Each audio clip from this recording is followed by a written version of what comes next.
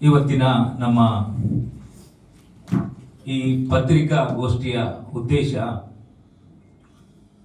ನಮ್ಮ ಕರಾವಳಿ ಭಾಗದಲ್ಲಿ ವಿಶೇಷವಾಗಿ ರಾಷ್ಟ್ರೀಯ ಹೆದ್ದಾರಿ 66 ಹೇಳಿದರೆ ಒಂದು ನಮಗೆ ಜೀವನಾಡಿ ಇದ್ದಾಗೆ. ಹೇಗೆ ನೇತ್ರಾವತಿ ನದಿ ನಮ್ಮ ಜಿಲ್ಲೆಯ ಜೀವನದಿಯ, ಅದೇ ರೀತಿ ನಮ್ಮ ರಾಷ್ಟ್ರೀಯ ಹೆದ್ದಾರಿ 66 ಹೇಳಿದರೆ ನಮ್ಮ ಜೀವನಾಡಿ. ಈ ರಸ್ತೆ ಮಂಗಳೂರಿನಿಂದ ಉಡುಪಿಗೆ ಹೋಗ್ತಕ್ಕಂಥ ಒಂದು ಪ್ರಮುಖ ರಾಷ್ಟ್ರೀಯ ಹೆದ್ದಾರಿ. ಈ ರಾಷ್ಟ್ರೀಯ ಹೆದ್ದಾರಿಯಲ್ಲಿ NMPT, MRPL, MCF ನಂತ ಖಾಸಗಿ ಸಂಸ್ಥೆಗಳು ಮತ್ತಿತರ ಖಾಸಗಿ ಕಾರ್ಖಾನೆಗಳು ಇರ್ತಕ್ಕಂಥ ಒಂದು ಪ್ರಮುಖವಾದ ರಸ್ತೆ. ನಾವು ಇವತ್ತು ಮಹಾನಗರ ಪಾಲಿಕೆಯ ಮಾಜಿ ಮೇಯರ್ ಇರ್ಬೋದು, ಮಾಜಿ ಸದಸ್ಯರು, ಮಾಜಿ ಪ್ರತಿಪಕ್ಷ ನಾಯಕರು, ಮಾಜಿ ಸ್ಥಾಯಿ ಸಮಿತಿ ಅಧ್ಯಕ್ಷರು, ನಾವೆಲ್ಲ ಪತ್ರಿಕಾಗೋಷ್ಠಿಯನ್ನು ಕರೆದಂತ ಉದ್ದೇಶ ಮಹಾನಗರ ಪಾಲಿಕೆಯ ಅನೇಕ ಸಭೆಗಳಲ್ಲಿ, ಸಾಮಾನ್ಯ ಸಭೆಗಳಲ್ಲಿ ನಾವು ಚರ್ಚೆ ಮಾಡುವಂತಹ ಸಂದರ್ಭದಲ್ಲಿ ಎಲ್ಲ ಇಲಾಖೆಯ ಅಧಿಕಾರಿಗಳು ಅಲ್ಲಿ ಉಪಸ್ಥಿತರಿದ್ದು ಪ್ರಮುಖವಾಗಿ ರಾಷ್ಟ್ರೀಯ ಹೆದ್ದಾರಿಗೆ ಸಂಬಂಧಪಟ್ಟಂತಹ ಸಮಸ್ಯೆಗಳ ಬಗ್ಗೆ ನಾವು ಬಹಳಷ್ಟು ವಿಸ್ತಾರವಾಗಿ ಕಳೆದ ಒಂದು ವರ್ಷ 2 ವರ್ಷಗಳಿಂದ ಸತತವಾಗಿ ನಮ್ಮ ಸಾಮಾನ್ಯ ಸಭೆಯಲ್ಲಿ ಚರ್ಚೆ ಮಾಡ್ತಾ ಇದ್ದೇವೆ. ಆ ಚರ್ಚೆಯಲ್ಲಿ ನಮ್ಮ ಪ್ರಮುಖ ಅಂಶಗಳು ಏನಿತ್ತು ಹೇಳಿದ್ರೆ, ರಸ್ತೆ ವಿನ್ಯಾಸದ ದೋಷ, ಅಸಮರ್ಪಕ ನಿರ್ವಹಣೆ, ಮೂಲಭೂತ ಸುರಕ್ಷಾ ವ್ಯವಸ್ಥೆ ಇಲ್ಲದಿರುವುದು. ಈ 3 ಸಮಸ್ಯೆಗಳಿಂದ ರಾಷ್ಟ್ರೀಯ ಹೆದ್ದಾರಿಯ ಪ್ರಸ್ತುತ ಇವತ್ತಿನ ಸಮಸ್ಯೆಗಳಿಗೆ ಪ್ರಮುಖ ಕಾರಣ ಆಗಿದೆ ಹೇಳಿ ನಮ್ಮ ಅಂಶ. ನಾವು ಆ ಸಂದರ್ಭದಲ್ಲಿ ಹೇಳಿದೆವು, ರಾಷ್ಟ್ರೀಯ ಹೆದ್ದಾರಿ ಹೇಳಿದ್ರೆ ಮಂಗಳೂರು ಮಹಾನಗರ ಪಾಲಿಕೆಯ ನಮ್ಮ ಉಳ್ಳಾಳ ಸೇತುವೆಯಿಂದ ಜಪ್ಪಿನಮೊಗರಿನಿಂದ ಮುಕ್ಕ ಪ್ರದೇಶ ತನಕ ಮಂಗಳೂರು ಮಹಾನಗರ ಪಾಲಿಕೆಯ ವ್ಯಾಪ್ತಿ. ಈ ವ್ಯಾಪ್ತಿಯಲ್ಲಿ ರಾಷ್ಟ್ರೀಯ ಹೆದ್ದಾರಿಯವರ ಸಂಪರ್ಕ ರಸ್ತೆಗಳಿರಬಹುದು ಅಥವಾ ಮುಖ್ಯ ರಸ್ತೆಗಳ ಕಾಮಗಾರಿ ಆರಂಭವಾದ ನಂತರ ಮಂಗಳೂರು ಮಹಾನಗರ ಪಾಲಿಕೆಗೆ ಸತತವಾಗಿ ಸಮಸ್ಯೆಗಳು ಬರ್ತಕ್ಕಂಥದ್ದು ನಾವು ನೋಡಿದ್ದೇವೆ. ಅದು ಮಳೆಗಾಲ ಸಂದರ್ಭದಲ್ಲಿ ನೆರೆ ಬರುವಂತದ್ದು ಇರಬಹುದು, ಅಥವಾ ಸಂಪರ್ಕ ರಸ್ತೆಗಳಿಂದ ಅಪಘಾತ ಸಂಭವಿಸುವುದು ಇರಬಹುದು. ನಾನು ಈಗಾಗಲೇ ಹೇಳಿದಾಗೆ ರಸ್ತೆ ವಿನ್ಯಾಸದ ದೋಷ. ರಸ್ತೆ ವಿನ್ಯಾಸ ಹೇಳಿದ್ರೆ ಅವರು ಎಲ್ಲೆಲ್ಲ ರಸ್ತೆಗಳನ್ನು ಸಂಪರ್ಕ ರಸ್ತೆಗಳಿಗೆ ಜೋಡಣೆ ಮಾಡಬೇಕು, ಅದರಲ್ಲಿ ತಪ್ಪಿದ್ದಾರೆ. ನಾವು ನೋಡ್ತಾ ಇದ್ದೇವೆ, ಈಗ ನಂತೂರು ಜಂಕ್ಷನ್ ನಲ್ಲಿ ಎಷ್ಟು ಅಪಘಾತ ಆಯಿತು, ಎಷ್ಟು ಜನ ಸಾವನ್ನಪ್ಪಿದ್ರು. ಅದೇ ರೀತಿ ಎದುರು ಬರುವಾಗ KPT ಜಂಕ್ಷನ್ ನಲ್ಲಿ ಫ್ಲೈಓವರ್ ಮಾಡಬೇಕಿತ್ತು, ಅದನ್ನು ಕುಂಟಿಕಾಲ್ನಲ್ಲಿ ಮಾಡಿದ್ದಾರೆ. ಕುಂಟಿಕಾಲ್ನಲ್ಲಿ ಅಷ್ಟು ವಾಹನದ ಒತ್ತಡ ಇಲ್ಲ ನಿಜವಾಗಿಯೂ. ಕೊಟ್ಟಾರ ಚೌಕಿಯಲ್ಲಿ ಮಾಡಿದಂತ ಫ್ಲೈಓವರ್ ನೀವು ನೋಡಬಹುದು. ಕೊಟ್ಟಾರ ಚೌಕಿ ಫ್ಲೈಓವರ್ ನೇರವಾಗಿ ಕೋಡಿಕಲ್ ಕ್ರಾಸಿಗೆ ಸಂಪರ್ಕ ಮಾಡುವಲ್ಲಿ ಅದನ್ನು ಜೋಡಣೆ ಮಾಡಿದ್ದಾರೆ. ಕೋಡಿಕಲ್ ಕ್ರಾಸಿನಿಂದ ಅನೇಕ ವಾಹನಗಳು ಬಂದು ರಾಷ್ಟ್ರೀಯ ಹೆದ್ದಾರಿಯನ್ನು ಸೇರುವಂತಹ ಸಂದರ್ಭದಲ್ಲಿ ನೇರವಾಗಿ ಫ್ಲೈಓವರ್ ಇಂದ ಬರ್ತಕ್ಕಂಥ ವಾಹನಗಳು ಕೋಡಿಕಲ್ ಕ್ರಾಸಿಗೆ ಸಂಪರ್ಕ ಮಾಡ್ತಾ ಇದೆ. ಅಲ್ಲಿ ಅನೇಕ ಅಪಘಾತಗಳಾಯ್ತು, ಅನೇಕ ಮರಣ ಆಯ್ತು, ಅನೇಕ ಡೆತ್ ಆಯ್ತು. ಶಾಶ್ವತ ಆಗಿ ಅಂಗವೈಕಲ್ಯರಾದರು. ನಮ್ಮೊಬ್ಬರು ಪರಿಚಯದವರು ವಿವೇಕಾನಂದ ಸೇನೆಯಲ್ಲಿ 1 ವರ್ಷದಿಂದ ಅಲ್ಲಿ ಮರಣ ಹೊಂದಿದ್ರು. 2 ಗಂಡ ಹೆಂಡತಿ ಸ್ಕೂಟರ್ ಅಲ್ಲಿ ಬರುವಾಗ ಅಲ್ಲಿ ಅಪಘಾತ ಆಗಿ ಇಬ್ಬರಿಗೆ ಸಹ ಅಂಗವೈಫಲ್ಯ ಆಗಿದೆ. ಇಬ್ಬರು ಸಹ ಒಬ್ಬೊಬ್ಬರದ್ದು ಕಾಲು ಕಟ್ ಮಾಡಿದ್ದಾರೆ. ಈಗ ಕೃತಕ ಕಾಲ ಜೋಡಣೆಯಲ್ಲಿ ನಡೀತಾ ಇದ್ದಾರೆ. ಇದಕ್ಕೆಲ್ಲ ಕಾರಣ ಅವರ ಏನು ರಸ್ತೆ ವಿನ್ಯಾಸದ ದೋಷ. ಈ ದೋಷಗಳನ್ನು ನಾನು ಉದಾಹರಣೆ ಮಾತ್ರ ಕೊಟ್ಟದ್ದು. ಇದು ನಮ್ಮ ಜಪ್ಪಿನಮೊಗರಿನಿಂದ ಮುಕ್ಕ ತನಕ ಮಂಗಳೂರು ಮಹಾನಗರ ಪಾಲಿಕೆ ವ್ಯಾಪ್ತಿಯ ಎಲ್ಲಾ ಪ್ರದೇಶಗಳಲ್ಲಿ ಈ ದೋಷ ಬಂದಿದೆ. ಇದನ್ನು ನಾವು ಎಳೆಯಾಗಿ ನಾವು ಇವತ್ತು ಪತ್ರಿಕಾಗೋಷ್ಠಿಯಲ್ಲಿ ಹೇಳ್ತಾ ಇದ್ದೇವೆ. ಅದೇ ರೀತಿ ನಾವು ಸಾಮಾನ್ಯ ಸಭೆಯಲ್ಲಿ ಪ್ರಸ್ತಾಪ ಮಾಡಿದ್ದೇವೆ. ಆ ಸಂದರ್ಭದಲ್ಲಿ ರಾಷ್ಟ್ರೀಯ ಹೆದ್ದಾರಿಯ ಅಧಿಕಾರಿಗಳು ಅಲ್ಲಿ ಉಪಸ್ಥಿತರಿದ್ದರು. ನಾನು ಕೆಲವೊಂದು ಪ್ರಶ್ನೆಗಳನ್ನು ಕೇಳಿದ್ದೇವೆ, ಅದಕ್ಕೆ ಯಾವುದೇ ಉತ್ತರ ಕೊಟ್ಟರು ಅದಕ್ಕೆ ಪರಿಹಾರ ಮಾಡಲಿಲ್ಲ. ಎಲ್ಲಿ ಪ್ರಾಕ್ಟಿಕಲ್ ಆಗಿ ಕೆಲಸ ಆಗ್ಬೇಕಾ ಅಲ್ಲಿ ಅವರು ಕೆಲಸ ಮಾಡಲಿಲ್ಲ. ಮತ್ತೊಂದು ವಿಶೇಷ ಏನು ಹೇಳಿದ್ರೆ, ಈಗ ಮಳೆಗಾಲ ನಮ್ಮ ಜಿಲ್ಲೆಯಲ್ಲಿ ಮೇ-ಜೂನ್ ನಲ್ಲಿ ಆರಂಭವಾಗ್ತದೆ. ಇಲ್ಲಿ ಇವರು ಪ್ಯಾಚ್ ವರ್ಕ್ ಯಾವುದೇ ನಮ್ಮ ಮುಖ್ಯ ರಸ್ತೆಗಳಿಗೆ, ರಾಷ್ಟ್ರೀಯ ಹೆದ್ದಾರಿಗೆ ಮುಖ್ಯ ರಸ್ತೆಗೆ ಪ್ಯಾಚ್ ವರ್ಕ್ ಮಾಡುವುದು ಇವರು ಮೇ ತಿಂಗಳಿನಲ್ಲಿ. ಆಗಬೇಕು. ಒಂದು, ನೀವು ಹೇಳಿದ ಪಾಯಿಂಟ್ ಕರೆಕ್ಟ್. ಎರಡನೇ, ನಾವು ಕೋಟ್ ಮಾಡ್ತಿದ್ದೆವು, ಮಹಾನಗರ ಪಾಲಿಕೆಯ ಕೆಲಸಗಳು ರಾಷ್ಟ್ರೀಯ ಹೆದ್ದಾರಿಗಳ ಡಾಮರೀಕರಣ ಯಾವ ರೀತಿ ಆಗ್ತಿದೆ ಅದೇ ರೀತಿ ಆಗ್ಬೇಕು ಹೇಳಿ. ಈಗ ನೀವು ಹೇಳಿದ್ದು ಈ ನಮ್ಮ ಆ ಸ್ಟ್ರಕ್ಚರ್ ಮತ್ತು ಇಲ್ಲಿ ಕಂಪೇರ್ ಮಾಡುವಾಗ ಕಂಪ್ಲೀಟ್ ಝೀರೋ ಆಗಿದೆ. ನಮ್ಮ ಪಂಪಲಿಂದ ಏನು ಕಾಮಗಾರಿ ಆಗಿದೆ ಅಲ್ಲ ಮುಕ್ಕ ತನಕ, ಅದು ಕಂಪ್ಲೀಟ್ ಝೀರೋ. ಸುರತ್ಕಲ್ಲಿಂದ ಆಚೆ ಒಳ್ಳೆ ಕೆಲಸಗಳು ಆಗಿದೆ, ಇಲ್ಲಿ ಝೀರೋ ಆಗಿದೆ. ಮತ್ತು ಸಾರ್ವಜನಿಕವಾಗಿ ಸಮಸ್ಯೆ ಇರ್ತಕ್ಕಂಥ ಎಲ್ಲಾ ರಸ್ತೆಗಳನ್ನು ಇಮಿಡಿಯೇಟ್ ಪ್ಯಾಚ್ ವರ್ಕ್ ಮಾಡಬೇಕೆಂಬ ನಿರ್ದೇಶನವನ್ನು ಕೊಟ್ಟಿದ್ದಾರೆ. ಮತ್ತು ಏನು ಮಹಾನಗರ ಪಾಲಿಕೆ ಕಳೆದ ಹಲವಾರು ವರ್ಷಗಳಿಂದ ಏನು ದಸರಾಕ್ಕೆ ನಾವು ಲೈಟ್ ಹಾಕೋದಿರಬಹುದು ಅಥವಾ ನಾರಾಯಣ ಗುರು ಜಯಂತಿಗೆ ಅನುದಾನ ಕೊಡುವುದು ಅಂತ ಇರಬಹುದು, ಬೇರೆ ಬೇರೆ ಕಾರ್ಯಕ್ರಮಗಳು ನಾವು ಮಹಾನಗರ ಪಾಲಿಕೆ ಅಸ್ತಿತ್ವದಲ್ಲಿ ಇರ್ತಕ್ಕಂಥ ಸಂದರ್ಭದಲ್ಲಿ ಪರಿಷತ್ತಿನಲ್ಲಿ ಏನೆಲ್ಲ ನಾವು ಮಂಡನೆ ಮಾಡಿದ್ದೆವೋ, ಏನು ನಿರ್ಣಯ ಆಗಿದೆ ಅದನ್ನೆಲ್ಲ ಇಂಪ್ಲಿಮೆಂಟ್ ಮಾಡಬೇಕಂತ ಸೂಕ್ತವಾದ ನಿರ್ದೇಶನವನ್ನು ಆಯುಕ್ತರಿಗೆ ಕೊಟ್ಟಿದ್ದಾರೆ. ಮಂಗಳೂರು ಮಹಾನಗರ ಪಾಲಿಕೆ ಹೇಗೆ ಇತ್ತು, ತಮ್ಮ ಕೆಲವು ಹಿರಿಯ ಪತ್ರಿಕೋದ್ಯಮಗಳು ಹೀಗೆ ಇಲ್ಲ, ಅವ್ರಿಗೆ ಗೊತ್ತಿತ್ತು.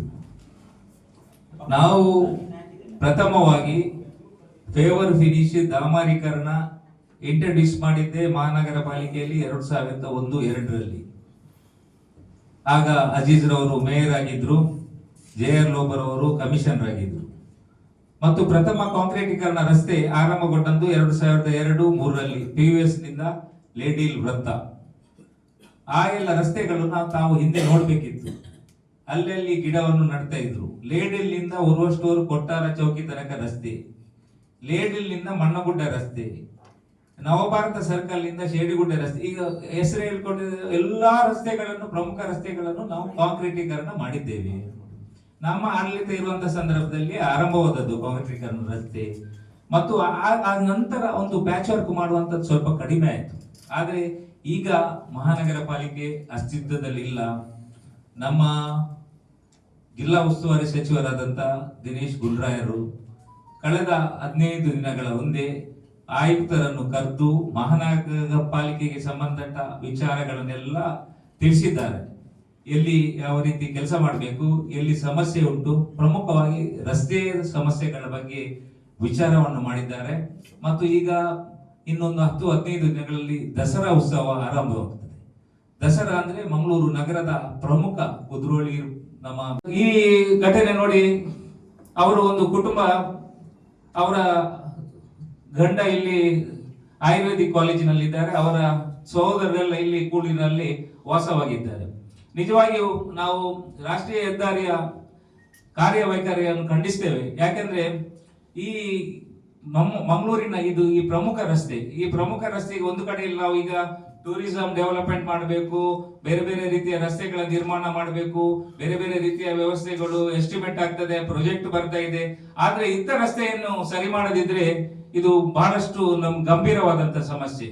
ಇದು ಒಂದು ಕಡೆಯಲ್ಲಿ ನಾವು ಖಂಡಿತವಾಗಿ ಇದರ ಬಗ್ಗೆ ಇವರು ಕ್ರಮ ಕೈಗೊಳ್ಳದಿದ್ರೆ ಮುಂದಿನ ದಿನಗಳಲ್ಲಿ ನಾವು ಇದರ ಎಚ್ಚರಿಕೆಯನ್ನು ಕೊಡ್ತೇವೆ. ಮತ್ತು ಸಾರ್ವಜನಿಕರನ್ನು ಒಟ್ಟು ಮಾಡಿ ನಾವು ಪ್ರತಿಭಟನೆ ಮಾಡಲಿಕ್ಕೂ ತಯಾರಿದ್ದೇವೆ. ನಾವು ಸ್ವಲ್ಪ ದಿನ ನೋಡ್ತೇವೆ ಮತ್ತು ಇದಕ್ಕೆ ಕಾನೂನು ಹೋರಾಟ ಮಾಡಲಿಕ್ಕೆ ಸಹ ನಾವು ತಯಾರಿದ್ದೇವೆ. ಯಾಕೆಂದ್ರೆ ಜನರ ಪ್ರಾಣ ರಕ್ಷಣೆ ಮಾಡುವುದು ಕೇಂದ್ರ ಸರ್ಕಾರದ ಜವಾಬ್ದಾರಿ. ಇದು ಯಾಕೆಂದ್ರೆ ಸರ್ಕಾರದ ಜವಾಬ್ದಾರಿ, ಅದರಲ್ಲೂ ವಿಶೇಷವಾಗಿ ಈ ಇಲಾಖೆ ಕೇಂದ್ರ ಸರ್ಕಾರಕ್ಕೆ ಬರ್ತದೆ.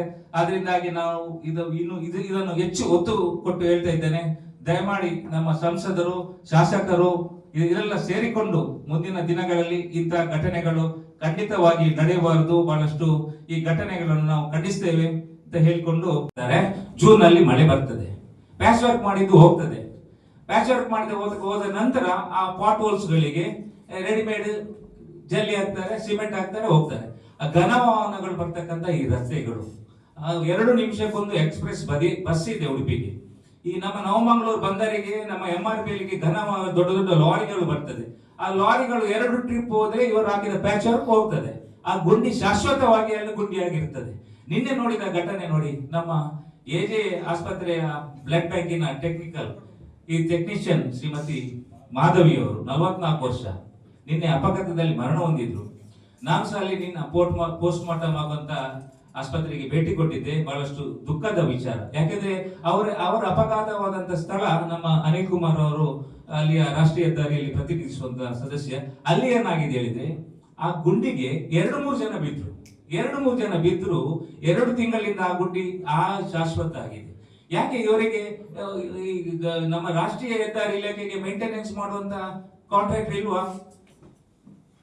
ಮಹಾನಗರ ಪಾಲಿಕೆಯಾಗಿ ಎಲ್ಲ ರಾಷ್ಟ್ರೀಯ ಹೆದ್ದಾರಿ ಇಲಾಖೆ ಇದ್ರೆ ಅವರಿಗೆ ವರ್ಷಕ್ಕೆ 2 ವರ್ಷಕ್ಕೆ ಒಂದು ಶಾಶ್ವತವಾಗಿ ಮೇಂಟೆನೆನ್ಸ್ ಮಾಡುವಂತ ಗುತ್ತಿಗೆದಾರರು ಇದ್ದಾರೆ. ಅದಕ್ಕೆ ಫಂಡ್ ಇದೆ ಶಾಶ್ವತವಾಗಿ ಮೇಂಟೆನೆನ್ಸ್ ಮಾಡುವಂತದ್ದು. ನಾವು ಯಾವಾಗಲೂ ಉದಾಹರಣೆಗೆ ಕೊಡ್ತಾ ಇದ್ದೇವೆ, ಮಂಗಳೂರು ಮಹಾನಗರ ಪಾಲಿಕೆಯ ವ್ಯಾಪ್ತಿಯಲ್ಲಿ ಉತ್ತಮ ರೀತಿಯ ಗುಣಮಟ್ಟದ ಡಾಮರೀಕರಣ ಆಗಬೇಕಾದ್ರೆ ರಾಷ್ಟ್ರೀಯ ಹೆದ್ದಾರಿ ಅವರು ಮಾಡ್ತಕ್ಕಂಥ ಡಾಮರೀಕರಣವನ್ನು ಕೋಟ್ ಮಾಡ್ತಿದ್ದೇವೆ. ಆದ್ರೆ ಎಲ್ಲಿ ಹೋಯ್ತು ಸ್ವಾಮಿ ಅದು ಈಗ ಆ ಗುಣಮಟ್ಟ? ನೀವೊಮ್ಮೆ ನೋಡಿ, ನಮ್ಮ ಮುಕ್ಕದಿಂದ ನಂತೂರು ತನಕ ಒಮ್ಮೆ ಬನ್ನಿ, ಮತ್ತೆ ಒಟ್ಟಿಗೆ ಹೋಗುವ.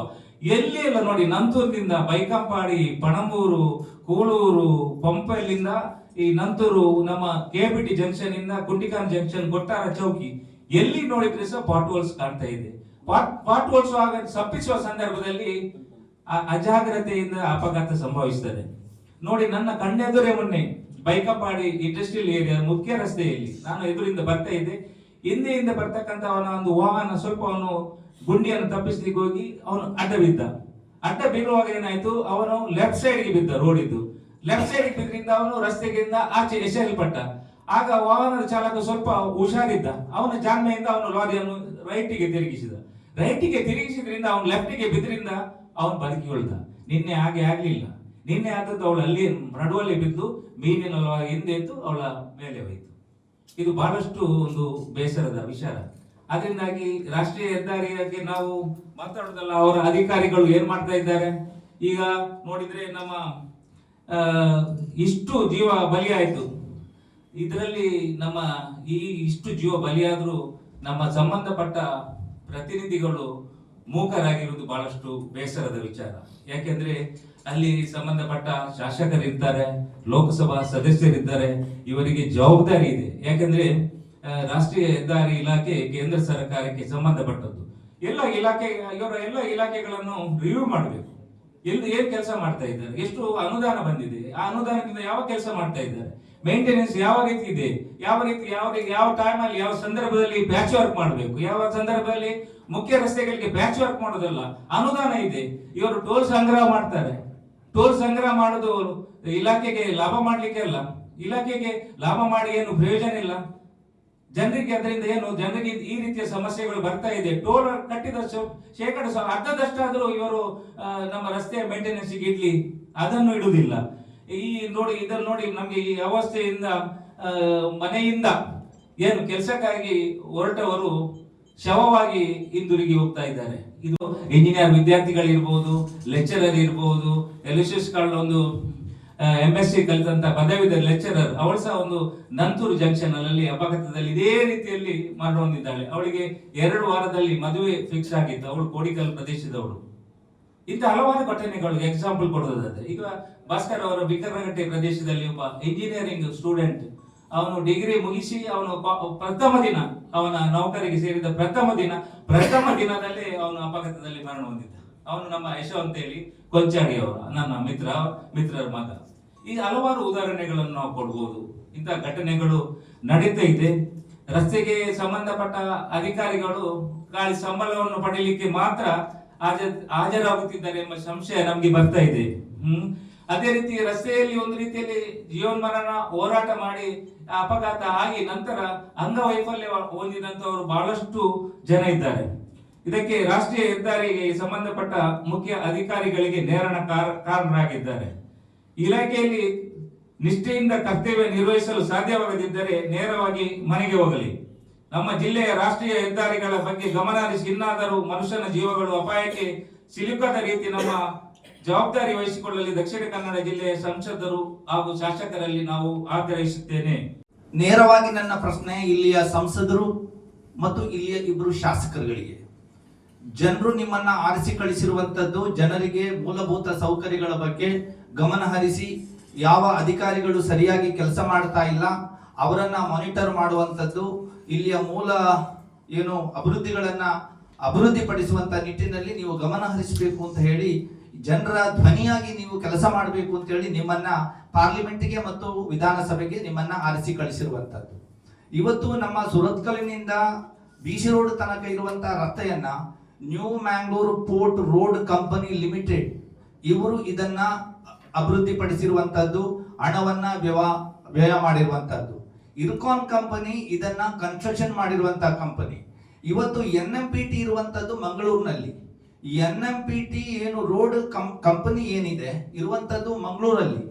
ಯಾಕೆ ಇಲ್ಲಿಯ ಸಂಸದರು ಮತ್ತು ಇಬ್ಬರು ಶಾಸಕರುಗಳು NMPTಯ ಅಧ್ಯಕ್ಷರಿದ್ದಾರೆ, ಅವರ ಜೊತೆಗೆ ಚೇರ್ಮನ್ ಇದ್ದಾರೆ, ಅವರ ಜೊತೆಗೆ ಅಲ್ಲಿ ಮೀಟಿಂಗ್ ನಡೆಸಿ ಯಾಕೆ ತಕ್ಷಣ ಇದನ್ನ ಮೇಂಟೈನ್ ಮಾಡುವಂಥದ್ದು? ಯಾಕೆಂತ ಹೇಳಿದ್ರೆ ಇವತ್ತು BC ರೋಡ್ ಒಂದೇ ಟಾಲ್ ನಲ್ಲಿ ಸುಮಾರು 12 ಲಕ್ಷದಿಂದ 16 ಲಕ್ಷದವರೆಗೆ ಟಾರ್ಗೆಟ್ ಪರ್ ಡೇ ಕಲೆಕ್ಷನ್ ಅವರು ಇಟ್ಟಿರುವಂತದ್ದು.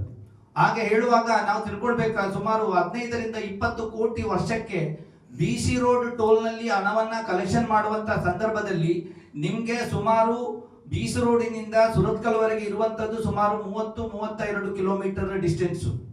ಈ ಡಿಸ್ಟೆನ್ಸ್ ನಲ್ಲಿ ನಿಮ್ಗೆ ಈ 15ರಿಂದ 20 ಕೋಟಿ ವರ್ಷಕ್ಕೆ ನೀವು ಕಲೆಕ್ಷನ್ ಮಾಡುವುದಾದ್ರೆ 2008ನೇ ಇಸವಿಯಿಂದ ನೀವು ಕಲೆಕ್ಷನ್ ಮಾಡ್ತಾ ಇದ್ದೀರಿ. ವರ್ಷಕ್ಕೆ 15ರಿಂದ 20 ಕೋಟಿಯಾಗಿ ಇಷ್ಟು ವರ್ಷ ನೀವು ಕಲೆಕ್ಷನ್ ಮಾಡಿರುವಂತಹ ಹಣವನ್ನ ನೀವು ಎಲ್ಲಿಗೆ ಚೆಲ್ಲಿದ್ದೀರಿ ಅಂತ ಹೇಳುವಂತದ್ದು ಕೂಡ ಇವತ್ತು ನಮ್ಗೆ ತಿಳಿಸ್ಬೇಕಾಗ್ತದೆ. ಯಾಕೆಂತ ಹೇಳಿದ್ರೆ ಸಾರ್ವಜನಿಕರ ಹಣವನ್ನ ನೀವು ಕಲೆಕ್ಷನ್ ಮಾಡಿದ್ದೀರಿ, ರೋಡನ್ನ ನಾವು ಮೇಂಟೈನ್ ಮಾಡ್ತೇವೆ ಎನ್ನುವಂತ ಒಂದು ದೃಷ್ಟಿಯಲ್ಲಿ ಇವತ್ತು ಅನೇಕ ಏನು ಆಕ್ಸಿಡೆಂಟ್ಗಳಾಗಿ ಅನೇಕ ಮಂದಿ ಮೃತಪಟ್ಟಿದ್ದಾರೆ. ಏನಿವತ್ತು ಇವರು ಹೇಳಿದಾಗೆ ಪಾಟ್ ಹೋಲ್ಸ್ ನಿಂದ ಯಾರು ಬ್ಯಾಲೆನ್ಸ್ ತಪ್ಪಿ ಟೂ ವೀಲರ್ಸ್ಗಳು ಇವತ್ತು ಆಕ್ಸಿಡೆಂಟ್ಗೆ ಒಳಪಟ್ಟು ಮೃತಪಡ್ತಾ ಇದ್ದಾರೆ, ಅವರಿಗೆ ಪೊಲೀಸ್ ಇಲಾಖೆ ಅವರದೇ ತಪ್ಪಿನಿಂದ ಅಪಘಾತ ಆಗಿದೆ ಅಂತ ಹೇಳಿ FIR ಮಾಡುವಂತ ಸಂದರ್ಭದಲ್ಲಿ ಅವರಿಗೆ ಕುಟುಂಬದವರಿಗೆ ಪರಿಹಾರ ಇನ್ಶೂರೆನ್ಸ್ ಕಂಪನಿ ಕೊಡುವಂತದ್ದು ಇಲ್ಲ ಅಂತ ಹೇಳುವಂತದ್ದನ್ನ ನಾವು ಗಮನಿಸಬೇಕಾಗ್ತದೆ. ಹಾಗಾದ್ರೆ ಯಾರ ತಪ್ಪಿನಿಂದ ಆಗಿದೆ? ಇಂಥ ಪೋರ್ಟೋ ಹೋಲ್ಸ್ಗಳನ್ನ ತಪ್ಪಿಸುವಂತ ನಿಟ್ಟಿನಲ್ಲಿ ಇವರು ಪ್ರಯತ್ನ ಮಾಡುವಂತ ಸಂದರ್ಭದಲ್ಲಿ ಇದು ಅಪಘಾತ ಆಗಿ ಅವರು ಮರಣ ಪಡುವಂತದ್ದು. ಯಾಕೆ ನ್ಯಾಷನಲ್ ಹೈವೇ ಅದಕ್ಕೆ ಪರಿಹಾರ ಕೊಡುವಂತದ್ದಿಲ್ಲ? ಅದಕ್ಕೆ ನಮ್ಮ ಆಗ್ರಹ ಏನು ಅಂತ ಹೇಳಿದ್ರೆ ತಕ್ಷಣ ಇಲ್ಲಿಯ ಸಂಸದರು ನೇರವಾಗಿ ಇದಕ್ಕೆ ಹೊಣೆ ಆಗ್ತಾರೆ. ಯಾಕೆಂತ ಹೇಳಿದ್ರೆ NMPT ಕೇಂದ್ರ ಸರ್ಕಾರದ ಅಧೀನದಲ್ಲಿದೆ. ತಕ್ಷಣ ನೀವು ಒಂದು 15 ದಿನದ ಒಳಗಾಗಿ ಇಲ್ಲಿಯ ಏನು ಪಾಟ್ ಹೋಲ್ಸ್ಗಳು ನ್ಯಾಷನಲ್ ಹೈವೇ ಅನ್ನ ನೀವು ತಕ್ಷಣ ಅದನ್ನು ರಿಪೇರಿ ಮಾಡಿಸುವಂತ ನಿಟ್ಟಿನಲ್ಲಿ ನೀವು ಕ್ರಮವನ್ನ ವಹಿಸಬೇಕು. ಅದೇ ರೀತಿ ಇಲ್ಲಿಯ ಶಾಸಕರು ಕೂಡ ಅದಕ್ಕೆ ಗಮನವನ್ನ ಹರಿಸಬೇಕು. ರಾಜಕೀಯ ಮಾತಾಡುವಂತದ್ದನ್ನ ಬಿಟ್ಟು ಜನರ ಪರವಾಗಿ ಜನರ ಏನು ಆಗ್ರಹ ಏನಿದೆ ಅದಕ್ಕೆ ಸ್ಪಂದಿಸುವಂತ ಕೆಲಸವನ್ನ ನೀವು ಮಾಡಬೇಕು. ಇಲ್ಲದಿದ್ರೆ ಖಂಡಿತವಾಗಿ ಕೂಡ ದಕ್ಷಿಣ ಕನ್ನಡ ಜಿಲ್ಲಾ ಕಾಂಗ್ರೆಸ್ ವತಿಯಿಂದ ನಾವು ಒಂದು ಉಗ್ರ ಹೋರಾಟವನ್ನ ಪ್ರತಿಭಟನೆಯನ್ನ ನಾವು ಹೈವೇ ಮತ್ತು ಸಂಸದರ ವಿರುದ್ಧವಾಗಿ ಮತ್ತು ಕೇಂದ್ರ ಸರ್ಕಾರದ ವಿರುದ್ಧ ನಾವು ಕೈಗೊಳ್ಳಲಿಕ್ಕೆ ಇದ್ದೇವೆ ಅಂತ ಹೇಳುವಂತ ಮಾತನ್ನ